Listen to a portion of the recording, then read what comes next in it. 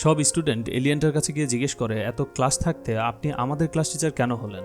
উত্তরে এলিয়ান বলে, এর একটা কারণ আছে যেটা এখন আমি তোমাদের বলতে পারবো না, কিন্তু এটাই সত্য যে আমি এই দুনিয়া ধ্বংস করতে এসেছি। আগামী 1 বছর পর আমি এই পৃথিবী ধ্বংস করে ফেলবো, তবে এর আগে যদি তোমরা আমাকে মেরে ফেলতে পারো তাহলে পৃথিবীটা বেঁচে যাবে। এলিয়েনটা এতটাই পাওয়ারফুল আর ফাস্ট ছিল যে সে একই সময়ে প্রত্যেকটা স্টুডেন্টের সামনে গিয়ে তাদের পড়াচ্ছিল। হঠাৎ বৃষ্টি শুরু হয় আর এলিয়েনটার শরীর খারাপ হয়ে যায়। দেখে মনে হচ্ছিল সে গলতে শুরু করেছে। এটা দেখে স্টুডেন্টরা বুঝে যায় যে তার বৃষ্টির পানিতে দুর্বলতা আছে। একটু পর সে বাহিরে এসে তার শক্তির নমুনা দেখায়। সে উড়ে স্পেসে যায় আর সেখান থেকে একটা স্যাটেলাইট তুলে স্কুলের সামনে এনে ফেলে দেয়। সে বলে, আমি এভাবে পৃথিবীটাও ধ্বংস করে দিব, কিন্তু এই ক্লাসের স্টুডেন্টরা চাইলে আমাকে মারতে পারবে। সামনে ফাইনাল এক্সাম আছে আর এই এক্সামে যে টপ করবে আমি তাকে আমার হাতে গুলি করার সুযোগ দিব। ফাইনালি রেজাল্টের দিন আসে আর 6জন স্টুডেন্ট টপ করে। তাই এলিয়েনটাও তার কথা মতো নিজের 6টা হাত বেঁধে ফেলে।